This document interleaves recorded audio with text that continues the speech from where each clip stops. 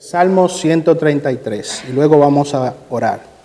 Mirad cuán bueno y cuán agradable es que los hermanos habiten juntos en armonía. Es como el óleo precioso sobre la cabeza, el cual desciende sobre la barba de Aarón, que desciende hasta el borde de sus vestiduras. Es como el rocío de Hermón, que desciende sobre los montes de Sión, porque allí mandó el Señor la bendición, la vida para siempre. Vamos a orar. Oh Señor,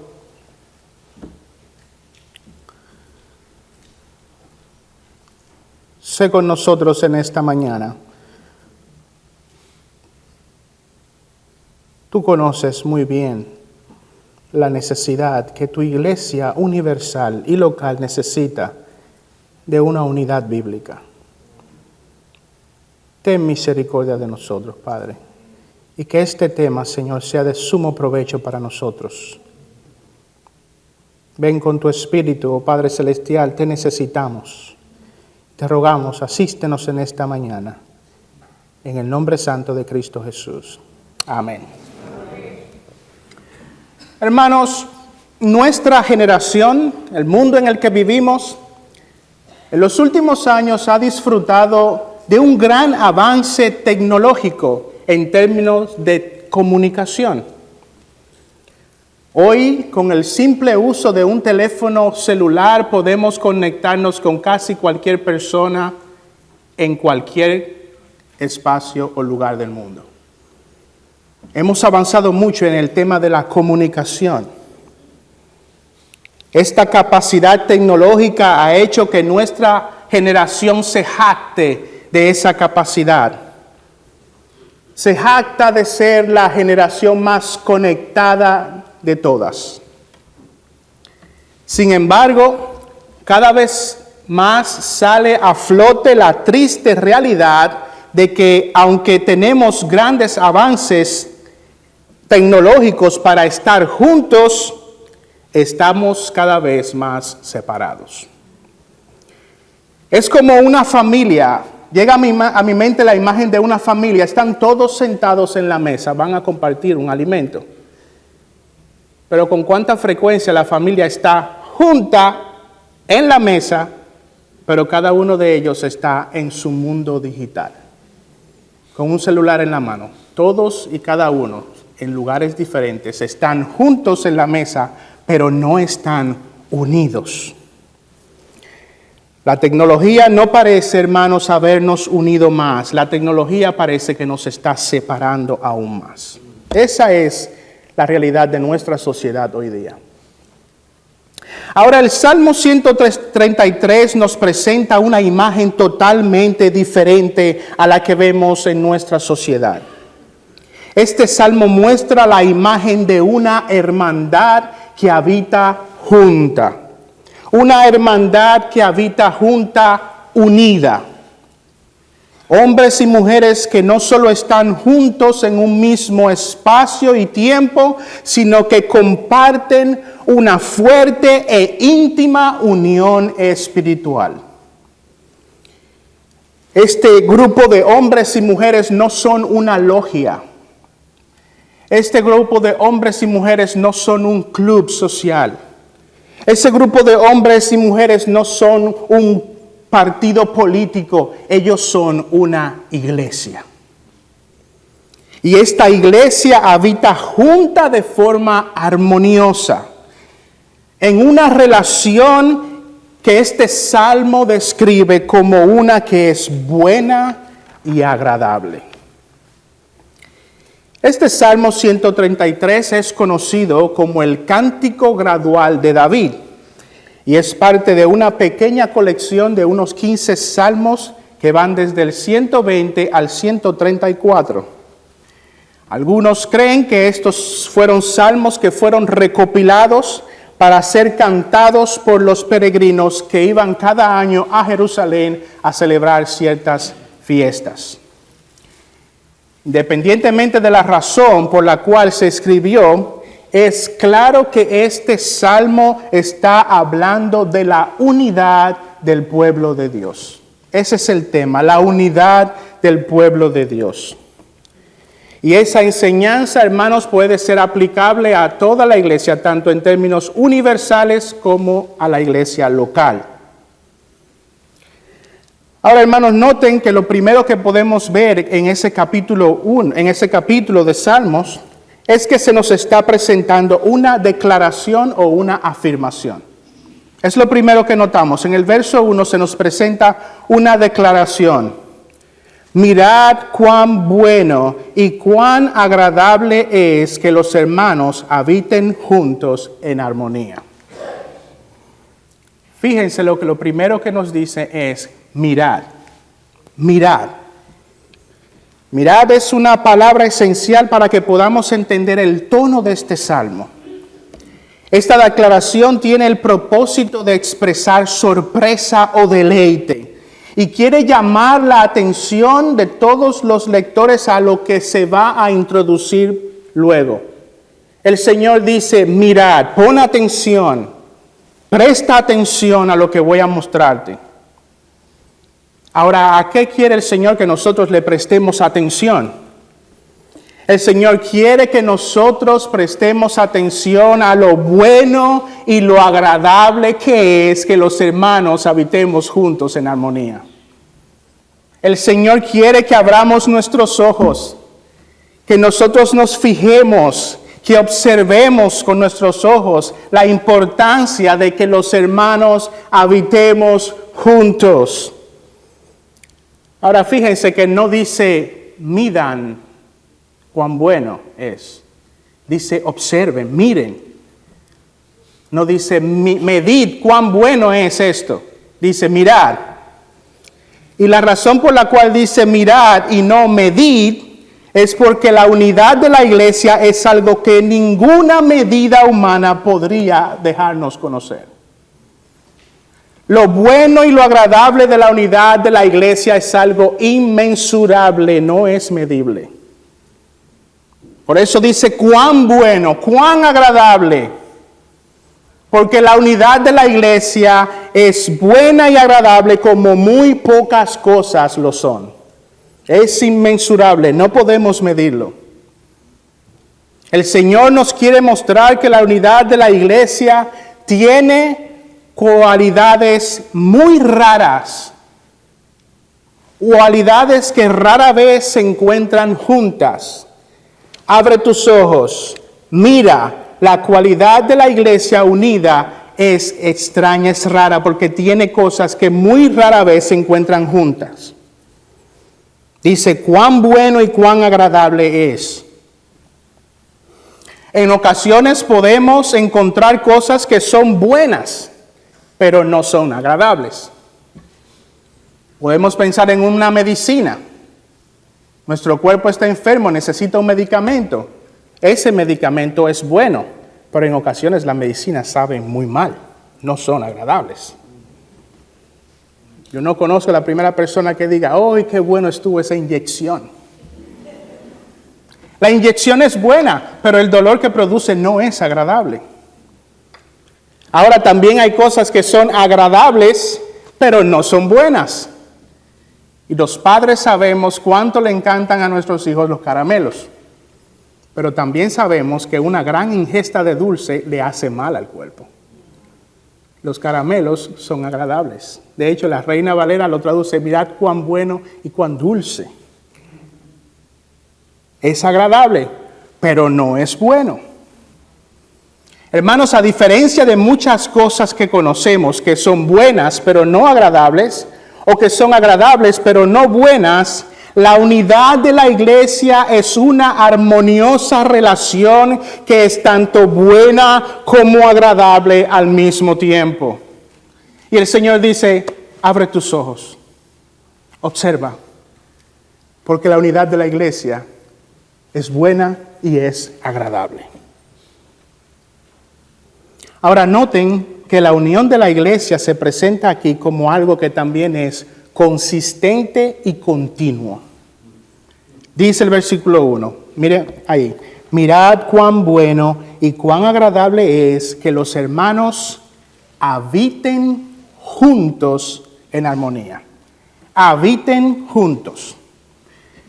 Alguien que habita en un espacio es alguien que ha echado raíces profundas en ese espacio. Habitar nos trae la idea, la palabra habitar nos trae la idea de un hogar, de una casa. Alguien que habita un lugar no es un nómada que va de un lugar a otro. Es alguien que crea lazos familiares y relaciones íntimas y permanentes. Esto nos enseña que la unidad de la iglesia se da en el contexto de hombres y mujeres comprometidos a vivir unidos de forma local, consistente y continua. Repito, la idea de habitar juntos nos enseña que la unidad de la iglesia se da en el contexto de hombres y mujeres que están comprometidos a vivir unidos de forma local, consistente y continua. En términos prácticos, la unidad de la iglesia es más profunda cuando todos sus miembros están comprometidos de todo corazón a ser parte de todos los espacios y todos los aspectos de la vida de la iglesia. No es un nómada. No viene hoy y luego en un mes vuelve y luego regresa en 3 domingos aquí y allá. Una persona que trata a la iglesia de esa manera no puede crear raíces profundas. No puede crear raíces profundas, no puede crear ese sentido de hermandad. Y mucho menos, como el pastor Piñero nos hablaba en la introducción, si ha sustituido a la iglesia local por esa iglesia online. Ahí no hay una habitación unida, no estamos juntos. Porque la iglesia local está reunida allá en New Jersey, en Estados Unidos, en North Bergen, y yo estoy viéndola desde Ecuador. No, la iglesia que habita juntos es una unión de hombres y mujeres que disfrutan juntos en un espacio, en un tiempo. Hermanos, lo bueno y agradable de la unión de la iglesia requiere que habitemos juntos de una forma local, consistente y continua. Por otro lado, hermanos, quiero que noten que el pasaje dice que aquellos que habitan juntos son hermanos. Hermanos, mirad cuán bueno y cuán agradable es que los hermanos habiten juntos. Esto nos muestra que esta unión entre hombres y mujeres, es entre hombres y mujeres que disfrutan de una misma obra de gracia. La unión de la iglesia, esa dulce unión, esa agradable hermandad, es una unión que se da entre personas que disfrutan de una misma obra de gracia. La unión que los cristianos disfrutan entre sí es irreemplazable con ninguna otra unión humana. Eso no quiere decir que no podamos tener relaciones significativas con nuestros familiares o con nuestros amigos. Eso no quiere decir eso, pero quiere decir que es irreemplazable, que la unidad de la iglesia se da entre los hermanos, entre hombres y mujeres por los cuales Cristo murió. Esa unidad poco común, que es tanto buena como agradable, se da entre los hermanos. Solo podemos estar en armonía con alguien que disfruta de esa misma obra salvadora. Y como aquellos que están en la mesa comiendo juntos, pero cada quien en su espacio, espiritualmente hay personas que pueden estar junto con nosotros en la iglesia, pero no tienen esa unidad espiritual, porque es solo entre los hermanos, entre aquellos que han sido salvados por Cristo. Y eso debe hablarnos, hermanos, de eso debe venir a nosotros a observar quiénes son las personas con las cuales nosotros invertimos nuestro tiempo y con quienes estamos creando esos lazos de unidad, o con quienes estamos promoviendo estos lazos de unidad, con los hermanos o con las personas del mundo. Segunda de Corintios capítulo 6, 14 al 15 dice: no estéis unidos en yugo desigual con los incrédulos, pues ¿qué asociación tiene la justicia y la iniquidad? ¿O qué comunión la luz con las tinieblas? ¿O qué armonía, vuelve a esa palabra, o qué armonía tiene Cristo con Belial? ¿O qué tiene en común un creyente con un incrédulo? Mirad cuán bueno y cuán agradable es que los hermanos, los hijos de Dios, los salvos por Cristo, habiten juntos en armonía. Bueno, vemos entonces, hermanos, que se nos ha presentado una declaración. Luego podemos ver en los versículos 2 y 3 que se nos está presentando una ilustración de esa declaración. Se nos está ilustrando. Ahora David pasa a mostrarnos con ejemplo de qué él está hablando. La primera ilustración la vemos en el verso número 2. Dice: es como el óleo precioso sobre la cabeza, el cual desciende sobre la barba de Aarón, que desciende hasta el borde de sus vestiduras. Cuando David hace referencia al óleo o al aceite que fue derramado sobre la cabeza de Aarón, David está describiendo un evento particular en la nación de Israel. Un momento bien particular que ocurrió en la historia de la nación de Israel. Vamos a ver los detalles que se dan alrededor de este óleo. Vamos a Éxodo capítulo 30, versículos 22 en adelante. Éxodo capítulo 30. 22 en adelante.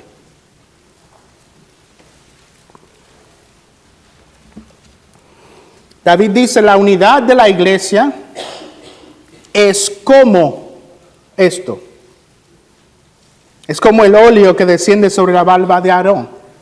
Bueno, vamos a ver de qué se trata eso. Vamos allí a Éxodo 30, versículos 22 al 36. Miren lo que dice. Versículo 22. Habló el Señor a Moisés diciendo: toma también de las especies más finas, de mirra fluida, 500 siclos, de canela aromática, la mitad, 250, y de caña aromática, 250, de casia, 500 siclos, conforme al ciclo del santuario, y un hin de aceite de oliva. Y harás de ellos el aceite de la santa unción, mezcla de perfume, obra de perfumador. Será aceite de santa unción, y con él ungirás la tienda de reunión y el arca del testimonio, la mesa y todos sus utensilios, el candelabro y sus utensilios, el altar del incienso, el altar del holocausto y todos sus utensilios, la pila y su base. Versículo 29. Los consagrarás y serán santísimos. Todo aquello que los toque será santificado. Y ungirás a Aarón y a sus hijos y los consagrarás para que me sirvan como sacerdotes. Y hablarás a los hijos de Israel diciendo: este será aceite de santa unción para mí por todas vuestras generaciones. No se derramará sobre nadie, ni haréis otro igual en las mismas proporciones. Santo es y santo será para vosotros. Cualquiera que haga otro semejante, o el que ponga de él sobre un laico, será cortado de entre su pueblo.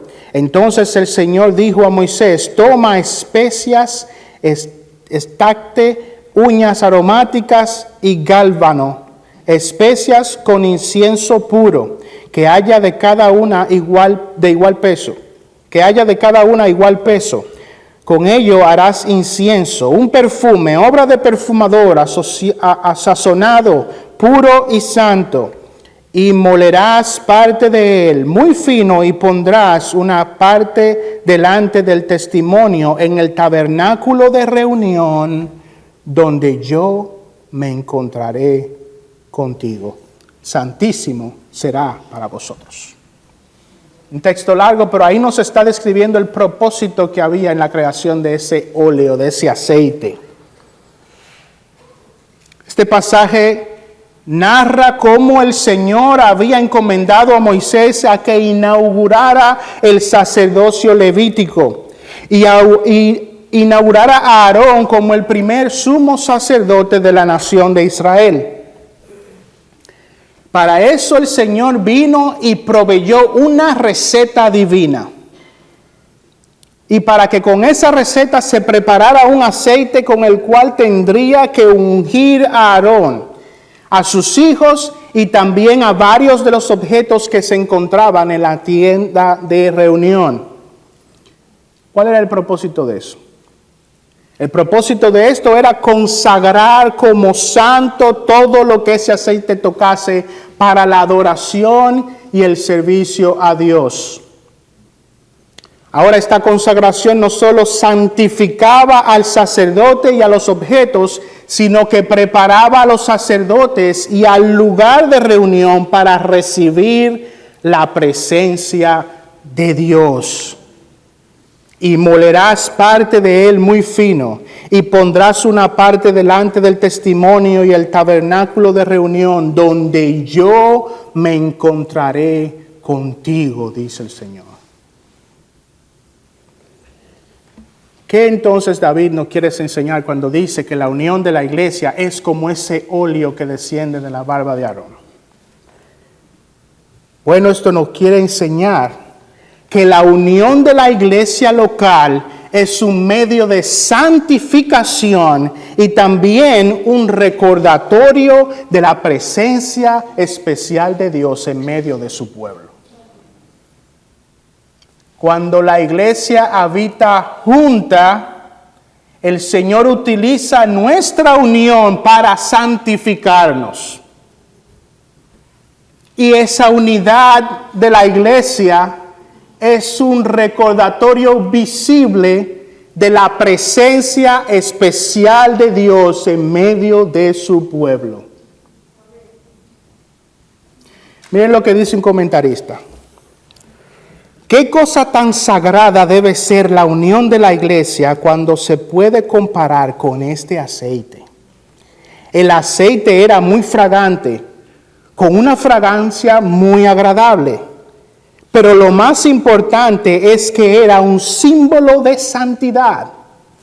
El aceite pertenecía al Señor y tenía un solo propósito: santificar los instrumentos de adoración y sacrificio. Entonces, cuando nuestro salmo compara la unidad de la iglesia con el aceite que corre por la barba de Aarón, el mensaje es que la unidad tiene un efecto santificador sobre la iglesia. La iglesia es santificada. Y eso también indica la presencia misma de Dios con ellos, e indica que Dios mismo está allí para bendecirlos, porque donde hay 2 o 3 reunidos en mi nombre, allí estoy yo en medio de ellos, dice el Señor.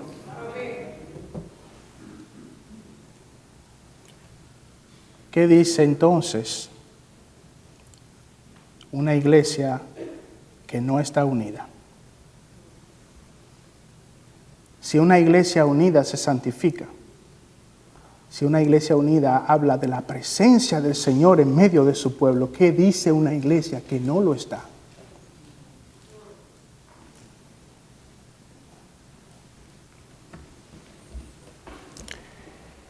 Bueno, esa es la primera ilustración. Vamos a ver la segunda ilustración y esa la vemos en la primera parte del verso número 3. Vayan allá, Salmos capítulo 133, verso 3.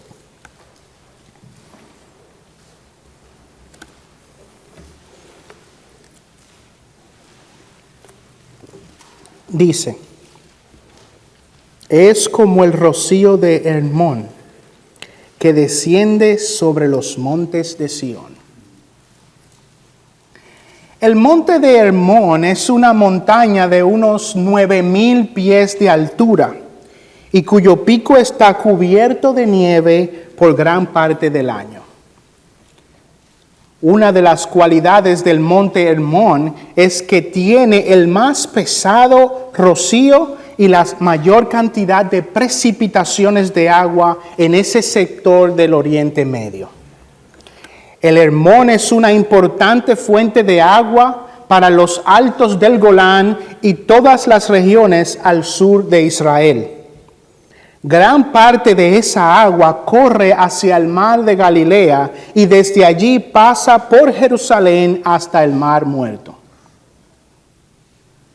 Sobre este pasaje, muchos comentaristas tienen diversas opiniones o tienen diferencias sobre qué quiso decir David sobre el hecho de que la unidad de la iglesia es como ese rocío que baja sobre el monte Sión. Y hay muchas opiniones encontradas porque el monte Hermón queda a unas 200 millas al noreste de Jerusalén. Y es una distancia muy larga para que ese rocío de Hermón pudiera llegar hasta el monte Sión. Sión está aquí, pude ir a Google Maps. El monte Sión está aquí a 200 millas alrededor, promedio de 200 millas se encuentra el monte Hermón. Entonces, ¿qué quiso decir David cuando decía que ese rocío descendía sobre el monte de Sión? Bueno, varios comentaristas, y yo me inclino a esa posibilidad, es que el salmista está describiendo un escenario hipotético. El salmista quiere decir que la unidad fraternal de la iglesia local, la unidad fraternal del pueblo de Dios, es como si ese rocío del monte Hermón viniera y descendiera sobre el monte de Sión. De hecho, hay una versión de la Biblia que lo describe de esa manera. Es como si eso ocurriera. Es una imagen hermosa, hermanos. Es agradable, es buena, tan agradable, que es como si todo ese rocío de esa nieve en el pico del monte Hermón viniera y refrescara toda esa tierra seca del Oriente Medio. La unidad entre hermanos se compara con el rocío de la montaña, que va regando y vivificando la tierra seca alrededor de Jerusalén, haciendo que toda la tierra sea refrescada y vigorizada.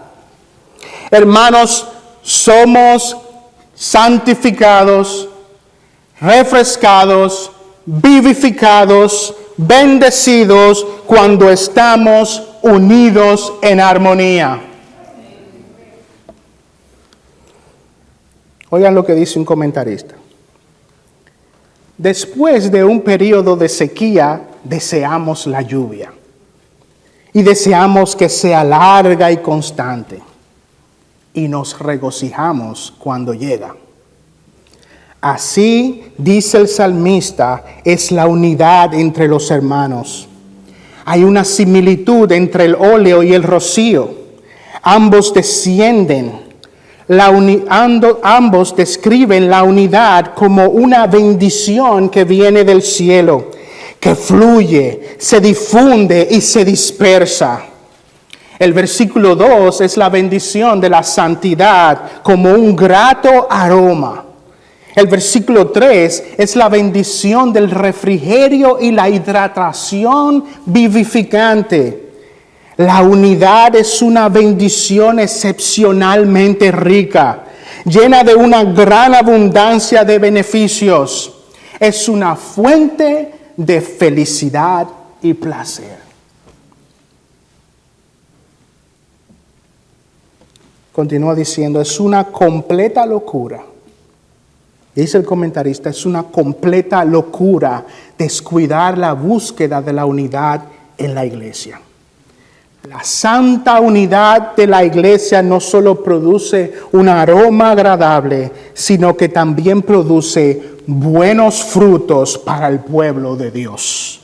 Allí, dice el versículo, allí el Señor envía bendición, bendición, la vida para siempre. ¿Ves cuán importante es la unidad de la iglesia? Es muy importante. Tu bendición depende de ella. Tu santidad depende de ella.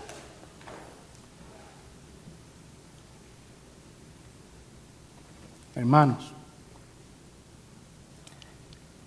yo quisiera que este mensaje se nos clavara en el corazón. Se nos clavara en el corazón. Hiciéramos todo lo que el Señor nos pide para mantener la unidad de la iglesia. Amén. Nuestra bendición, nuestra vivificación, nuestra santidad depende de eso. Vamos a terminar, hermanos, viendo 3 aplicaciones. Primera aplicación para los cristianos. Pon tus ojos sobre la iglesia local. Pon tus ojos, miembros, aspirantes a miembros, visitas regulares, amigos de la iglesia, cristianos, pon tus ojos sobre tu iglesia local. Puede que el Señor está haciendo maravillas a tu alrededor. Puede que el Señor está haciendo, puede que haya un movimiento especial del Espíritu en medio de la iglesia.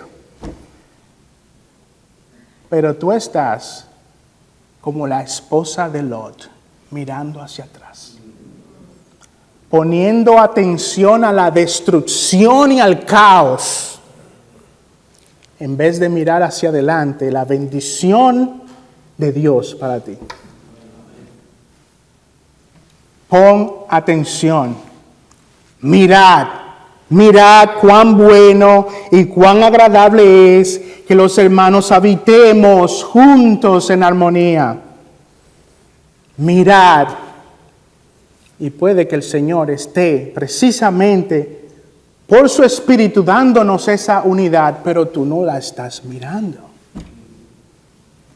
Pídele al Señor que te ayude a mirar sus bendiciones, sus provisiones y su amor para con esta iglesia local. Hermanos, existe un gran riesgo de pérdida al no prestar atención a nuestros hermanos en la iglesia local. Existe un gran riesgo de pérdida. ¿Por qué digo eso? Porque hay una cualidad didáctica en eso. Cuando en medio del pueblo de Dios hay hombres y mujeres que están trabajando en pos de la unidad, cuando en medio del pueblo de Dios hay hombres y mujeres que tienen y toman en serio la unidad de la iglesia, que trabajan duro para preservar esa unidad, pero tú no te das cuenta de lo que está ocurriendo alrededor de ti, tú te estás perdiendo de esa enseñanza que esos hermanos te están dando con su ejemplo. Porque su ejemplo tiene esa capacidad de mostrarnos y de enseñarnos. Hay una cualidad didáctica en eso. Pero si por el contrario tú pones tus ojos en la iglesia local y ves, wow, mira el compromiso de este hermano. Mira cómo él labora para la iglesia. Mira cómo él ama a su iglesia local. Mira cómo él guarda su boca. Mira cómo él se guarda de no tropezar, a hacer tropezar a otros. Su ejemplo, si es utilizado por el Espíritu de Dios, te va a enseñar a ti. ¿Y qué va a pasar? Nuestra unidad se va a hacer más y más fuerte. Amén. Pon tus ojos en tus hermanos, pon tus ojos en tu iglesia local. ¿Quieres ser un agente usado por Dios para fomentar el amor y la unidad en su pueblo? Entonces presta atención a aquellos que trabajan y se esfuerzan por preservar, promover la unidad en medio de nosotros. Miren lo que dice Charles Spurgeon en su comentario sobre este texto. Esta es una maravilla pocas veces vista. La unidad de la iglesia, una maravilla pocas veces vista. Así que mírala. Puede verse porque es la característica de los verdaderos santos. Tú lo puedes ver, se ve, es la característica de los verdaderos santos. Por lo tanto, no dejes de inspeccionarla.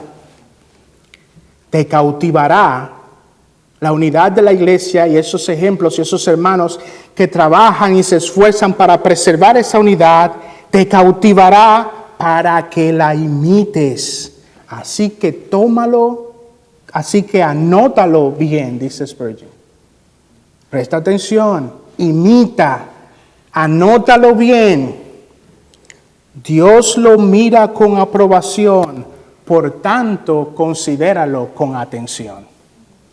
Mira, pon tus ojos en tu iglesia local.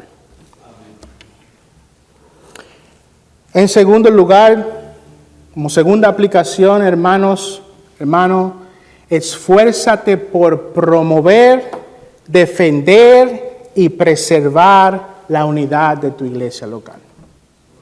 Esfuérzate, comprométete por promover, defender y preservar la unidad de tu iglesia local. Preguntémonos, hermanos, ¿quién proveyó el óleo? ¿Quién proveyó el óleo del que hablamos? Ese aceite, ¿quién lo proveyó? Fue una receta divina. Ese óleo vino de parte de Dios. ¿Quién provee el rocío que baja del monte? Dios. La unidad de la iglesia no es una invención humana. Es un regalo de parte de Dios. La unidad de la iglesia es espiritual, viene de parte de Dios. No puede ser forzada ni producida por los hombres. ¿Recuerdan el ejemplo de la familia en la mesa? Podemos hacer muchas actividades en las cuales estemos juntos y no necesariamente unidos. Porque esa unidad bíblica es un regalo de parte de Dios. Nosotros no podemos fabricar la unidad, pero sí tenemos la obligación y la responsabilidad de promoverla, defenderla y preservarla. Vamos a ver esto en Efesios capítulo 4, versos 2 al 6. Vayan allá, Efesios capítulo 4, versos 2 al 6.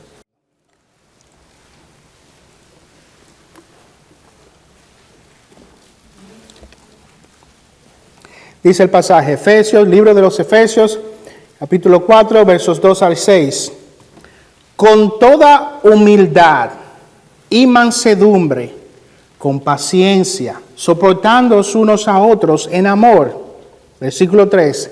Esforzaos por preservar la unidad del Espíritu en el vínculo de la paz. Esforzaos. Hay un solo cuerpo, un solo espíritu, así como también vosotros fuisteis llamados en una misma esperanza de vuestra vocación, un solo Señor, una sola fe, un solo bautismo, un solo Dios y Padre de todos, que está sobre todos, por todos y en todos.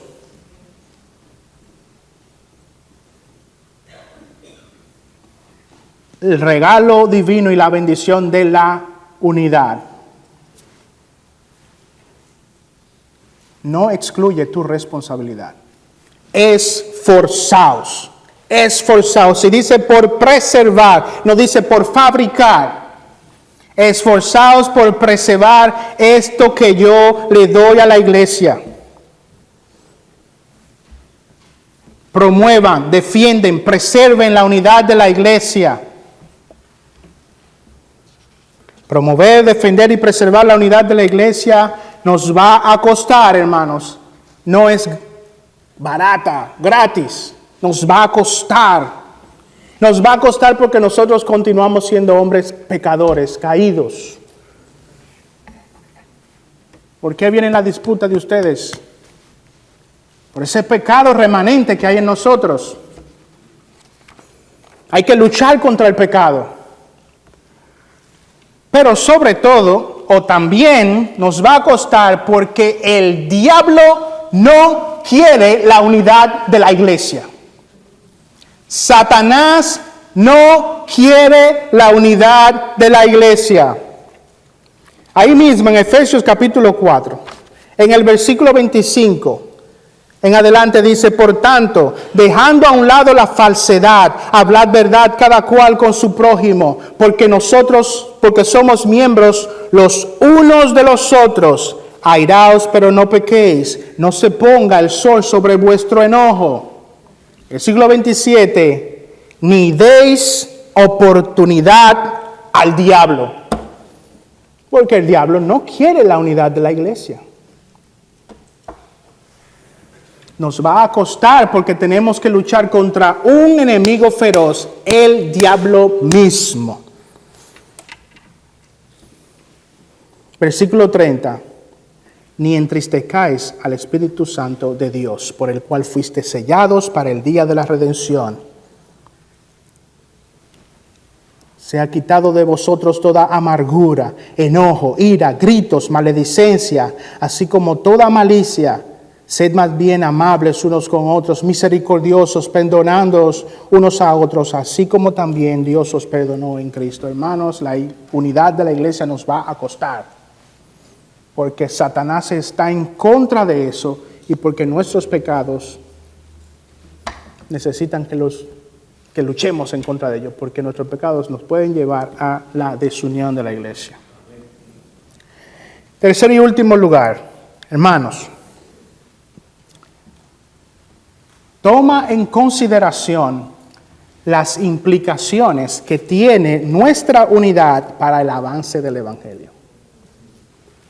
Toma en consideración, toma con seriedad las implicaciones que tiene nuestra unidad para el avance del Evangelio. No solo para nuestra santificación, no solo para nuestra bendición, no solo para nuestra prosperidad como hermanos, como iglesia local, en nuestras vidas personales, pero también tiene implicaciones para el avance del Evangelio que el Señor nos mandó a predicar a todas las naciones. Ser parte de una iglesia unida es un privilegio exclusivo de los hijos de Dios, como vimos. Pero ese privilegio, esa unidad, es una de los cuales también los incrédulos pueden verse altamente beneficiados. La iglesia tiene el llamado de proclamar el Evangelio de Cristo para la salvación de los perdidos.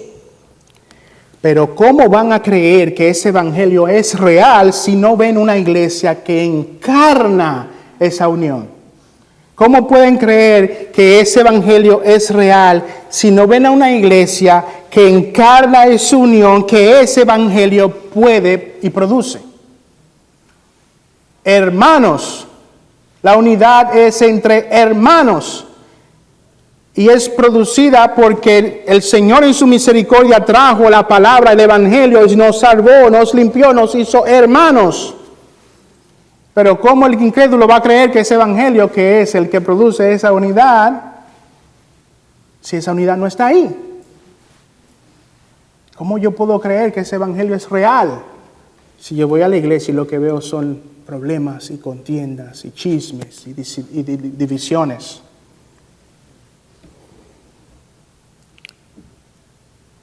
Juan 13, 34 y 35 dice, un mandamiento nuevo os doy, que os améis los unos a los otros, que como yo os he amado, así también os améis los unos a los otros.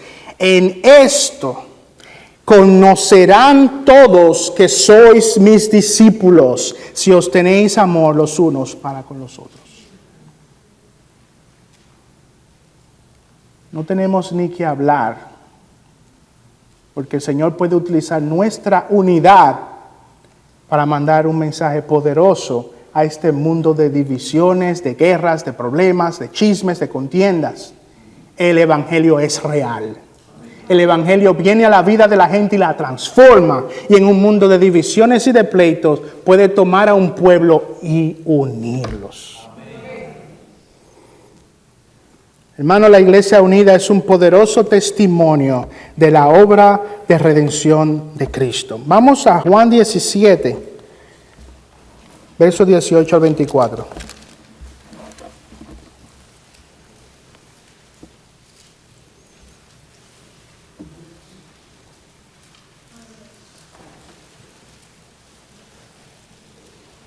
Juan, Evangelio de Juan, versículo 17. Capítulo 17, verso 17 en adelante dice: santifícalos en la verdad, tu palabra es verdad. Como tú me enviaste al mundo, yo también los he enviado al mundo. Y por ellos yo me santifico, para que ellos también sean santificados en la verdad. Mas no ruego solo por ellos, sino también por los que han de creer en mí por la palabra de ellos, para que todos sean uno, para que todos sean uno, como tú, oh Padre, estás en mí y yo en ti, que también ellos estén en nosotros, para que el mundo crea que tú me enviaste.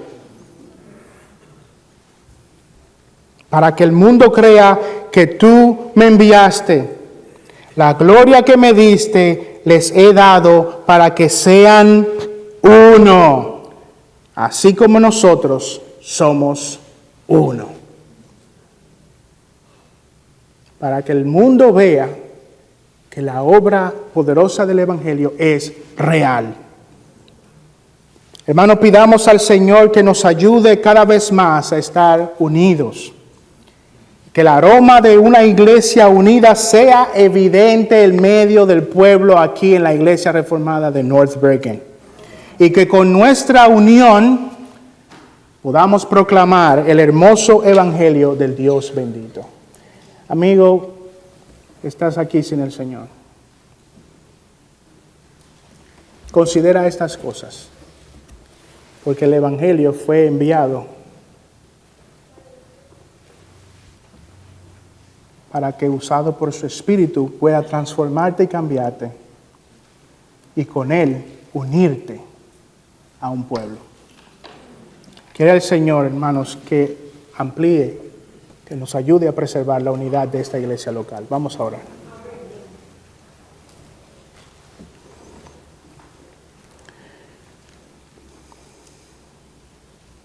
Padre eterno, te damos gracias por tu misericordia para con nosotros. Sabemos, Señor, que esta unidad de la cual hemos hablado requiere de nuestros esfuerzos, pero sabemos también, Señor, que sin ti nosotros nada podemos hacer. Necesitamos de ti, Señor. Ayuda a esta iglesia local y ayuda a todas las iglesias verdaderas de Cristo en el mundo para que haya una verdadera unidad espiritual. Ayúdanos, oh Señor, te rogamos, acompáñanos de regreso a nuestros hogares. Sé con nosotros en esta noche en la predicación del Evangelio. Te pedimos esto en el nombre de Cristo. Amén.